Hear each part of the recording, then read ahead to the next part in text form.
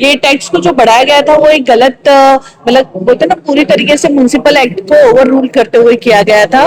वो कायदे में नहीं बैठता है और ना ही महासभा में ये विषय लाया गया था। मतलब सभागृह का भी दिशा भूल किया गया था और सभी सदस्यों को भी कहीं ना कहीं दिशा भूल की गई थी।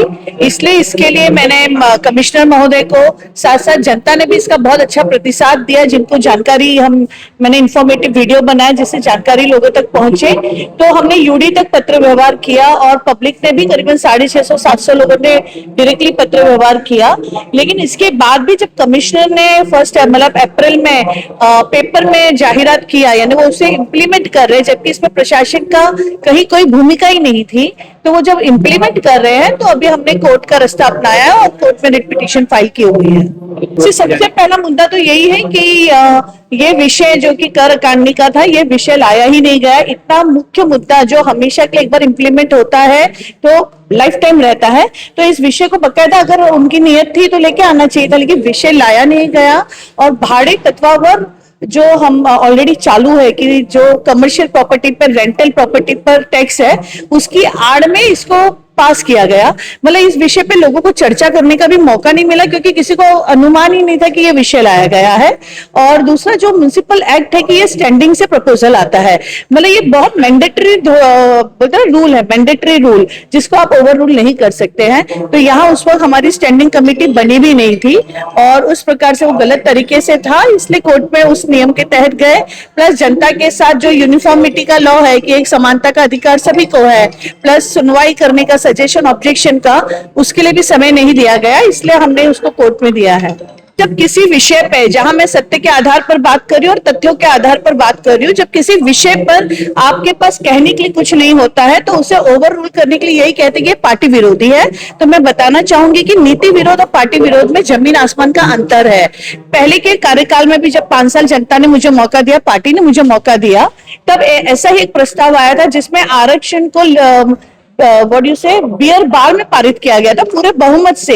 अब किसी आरक्षण को जो जनता का गार्डन है उसको बियर बार से पारित करना, मतलब ये अपने आप एक बुद्धि है कि क्या, मतलब इंसान डंके की चोट पर क्या कर रहा है।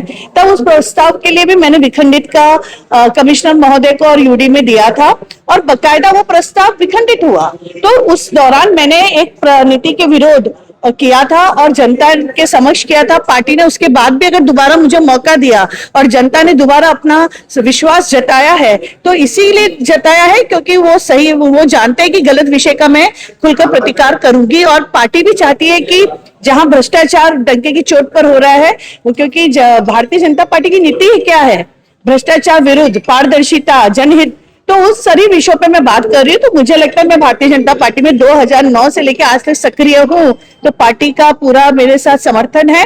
और बात रही पार्टी विरोध, तो पार्टी विरोध मीरा भाईंदर में लोगों ने देखा हुआ है। जब पार्टी संगठन में रहते हुए पार्टी को संगठन के डिसीजन लेने का अधिकार है, जब पार्टी संगठन के डिसीजन लेती है तब नगर सेवक या कोई भी पदाधिकारी अगर दबाव प्रक्रिया डालता है कि हम रिजाइन कर देंगे, तो ये पार्टी पर वो दबाव प्रक्रिया डाल रहे हैं जो जनता से मिली है।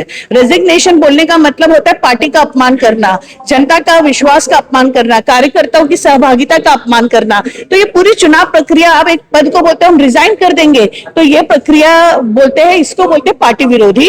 मैंने जो किया वो एक विषय विरोधी है। कांग्रेस पार्टी या किसी भी पार्टी ने इस विषय पे ठहराव नहीं किया, ये अपने आप पर उन पे प्रश्न चिन्ह खड़ा करता है। क्योंकि अगर ये विषय गलत है, जैसे मैंने खुलकर इस विषय पर अपनी प्रतिक्रिया दी तो मैंने सभागृह में भी दी, लेकिन उन्होंने सभागृह में कोई ठहराव नहीं रखा जो कि उनके पास अधिकार था। तो मुझे लगता है ये उन पर प्रश्न चिन्ह खड़ा करता है।